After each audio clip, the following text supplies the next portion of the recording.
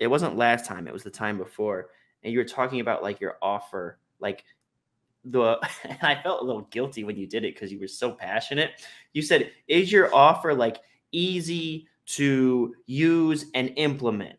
And Right. you were like, you were on like your thing where like one of your like forehead veins starts to bulge a little bit. You were like, like you were talking and you were like, is it easy? Can they jump right in? Can they get success right away? And if they can't, fix it. And it was like, it filled the whole room in my head. Like, so, and I remember that because like the way it hit me, like, cause I was kind of like, well, mine could be easier. Mine could be this, mine could be this. And then you finished it with like that cataclysmic, like seismic, fix it. And I was just like, I think, you know, no, that's so funny, man. I'm glad that it, you know, it resonated with you and stayed with you.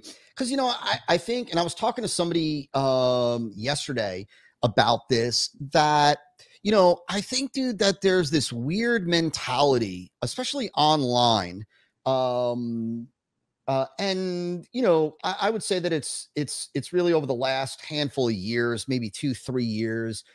There are so many people that they're like, they think that like, if you got copy skills and you understand how to set up marketing campaigns and create a marketing message, like it should be easy to sell anything, even if it's like a commodity, even if it's ordinary, even if it's not easy, it doesn't work quickly. It's not simple. It's inconsistent. Like you can still sell it. And they don't realize like why, like sometimes I say to clients or students when they tell me what their thing is, and I'm like, why would somebody want that?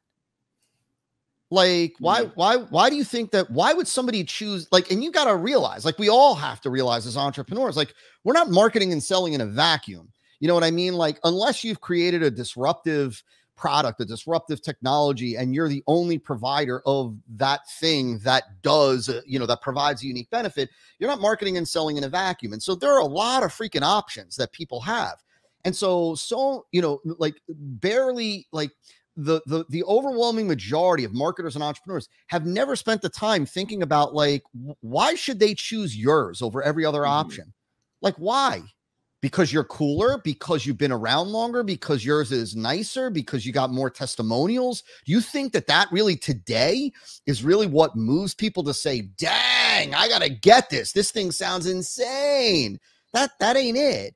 And unless you understand how to meaningfully differentiate what it is that you've got, and then offer it to somebody with a no-brainer proposition, right? Like, unless you can, you know, meaningfully differentiate, show them that you've got a wildly attractive solution, meaning that it does work quickly, it is easy, it is consistent, it is safe, all those things that we talked about at top one. And then you wrap it in just a no-brainer proposition where, like, ideally what we're trying to do with our offers is propose something to somebody where they can honestly say, like, why wouldn't I do this? Like, why wouldn't I do this? The reality is that for most entrepreneurs and marketers, and I'll say that even some of the offers that come from my team, there are a lot of reasons that people can come up with for why not to do this.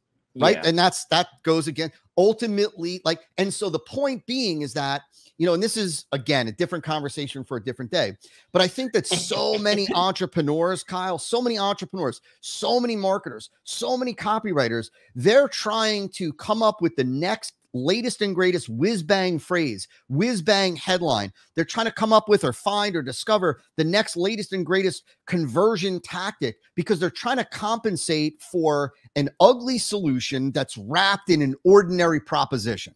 And they're trying to compensate for that. They got an ugly solution, a commodity, a run-of-the-mill solution. It's not really wildly attractive. And their offer is nothing special, right? It's the typical pay me today, I'll give you the product. If you don't like it, return it, which is nothing special anymore. And so to compensate for that, they're trying to come up with this whiz-bang phrase. They're trying to use NLP. They're trying to use hypnotic language patterns. And they're trying to do all these things to compensate for that. And that's where you wind up with, and you know this better than anybody, that's when you wind up with this hyperbolic, exaggerated, bloated copy that's trying to make the ordinary sound extraordinary. And that's why people fail, because like you miss the whole point. The whole point isn't to try to use copy to sell a run-of-the-mill average product with a run-of-the-mill average offer. The whole purpose is to use copy to market and sell a great solution, an attractive solution with a great offer. Then it makes copy easy. Then you can just let that shine, right? Like, and so you see, you know what I'm saying? Like, I think that copy,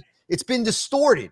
It's now being wielded as a weapon in a way that is wildly different from what was intended, from the way that it was originally used. This is, yes. And this is why you're key Todd Brown right now. You're 10 out of 10 Todd Browning it over there, dude. Like, I got to bring it down. Hang on. I got to, No, you don't got to bring it down, but this I got to bring it down, and let's go back to some fun stuff and talk about shenanigans.